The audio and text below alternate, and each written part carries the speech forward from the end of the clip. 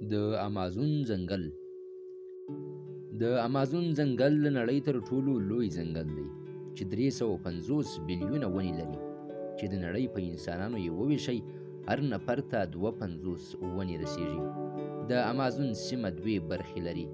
لومړی د امازون سیند، دویم د امازون ځنګل دی چې دې ته ساحې امازون وایي. دومره غټ دی لکه 7 ځلې افغانستان. د امازون ځنګل د نړۍ په 9 هیوادونو کې غځېدلی دی چې تر ټولو ډیره برخه یې په برازیل هیواد کې راځي.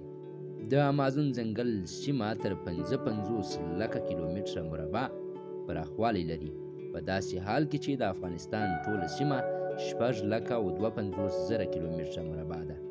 امازون یوه یوناني کلمه ده چې معنا یې جنګیالۍ ښځه ده.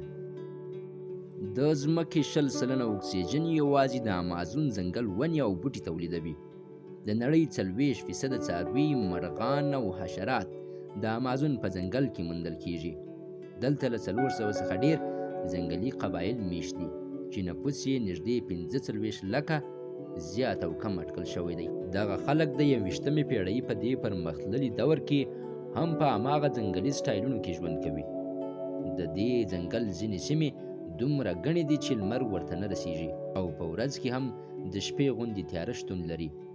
امازون ځنګل کې داسې حشرې هم شتون لري چې په یو ټک چیچلو سره یو انسان په 100 ثانیو کې هغې دنیا ته رسولی شي.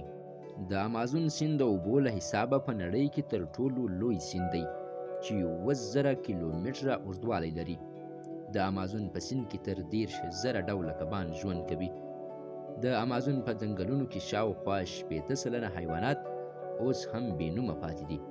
دلته دومره لوی او قوي غڼې شته چې مرغۍ او ورته الوتونکي هم نیسي او وژني.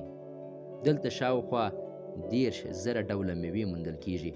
بیولوژیستان تر دې دمه یوازې د دې ځنګل 10% برخو ته رسیدلی دي. که تاسې د امازون په ځنګلونو کې ښکته شئ او سخت باران شروع شي، نو د لوړو او ګڼو ونو له امله تقریبا 12 دقیقو پورې تر تاسو د باران اوبه نشي رسیدلی.